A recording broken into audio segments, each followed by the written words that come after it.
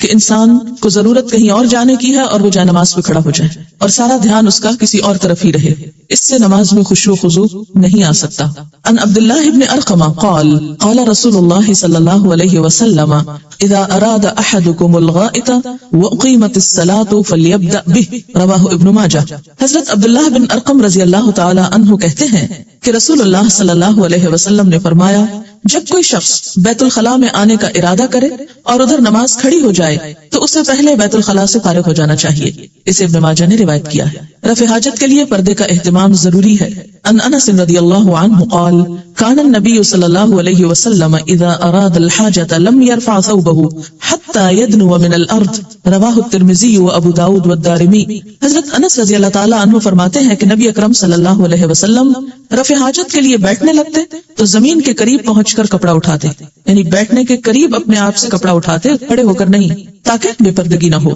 اسے ترمذی، ابو داؤد اور دارمی نے روایت کیا ہے۔ ان جابر رضی اللہ عنہ قال كان النبي صلی اللہ علیہ وسلم اذا اراد البراز انطلق حتى لا يراه احد، رواہ ابو داؤد۔ حضرت جابر رضی اللہ تعالی عنہ فرماتے ہیں کہ نبی اکرم صلی اللہ علیہ وسلم جب رفع حاجت کا ارادہ فرماتے تو بستی سے اتنے دور نکل جاتے کہ کوئی بھی آپ کو دیکھ نہ پاتا۔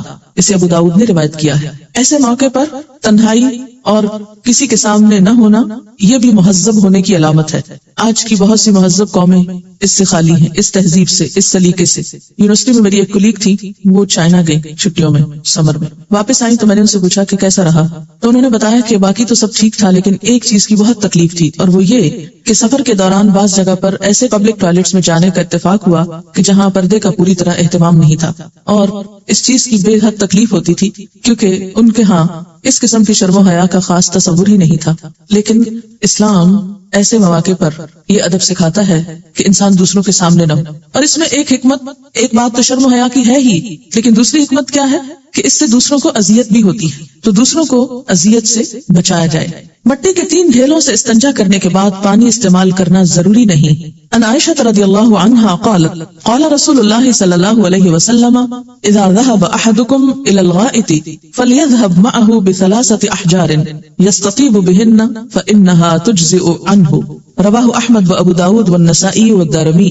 حضرت عائشہ رضی اللہ تعالی عنہا کہتی ہیں کہ رسول اللہ صلی اللہ علیہ وسلم نے فرمایا، جب رفع حاجت کے لیے جاؤ تو مٹی کے 3 ڈھیلے ساتھ لے جاؤ، پانی کی بجائے یہی کافی ہے، یعنی ڈھیلوں سے مکمل طہارت حاصل ہو جائے گی جس کے بعد نماز پڑھنا جائز ہے، الا یہ کہ اگر پانی ہو تو استعمال کرنا افضل ہے، اگر نہیں تو دل میں کوئی خلش نہ رہے کہ ہم ناپاک ہیں اور ہم نماز نہیں پڑھ سکتے۔ مٹی سے بھی مکمل طہارت حاصل ہو جاتی۔ استنجا اور وضو کے لیے الگ الگ برتن استعمال کرنے چاہیے، یعنی وضو کا لوٹا الگ ہو، استنجے کا لوٹا الگ ہو۔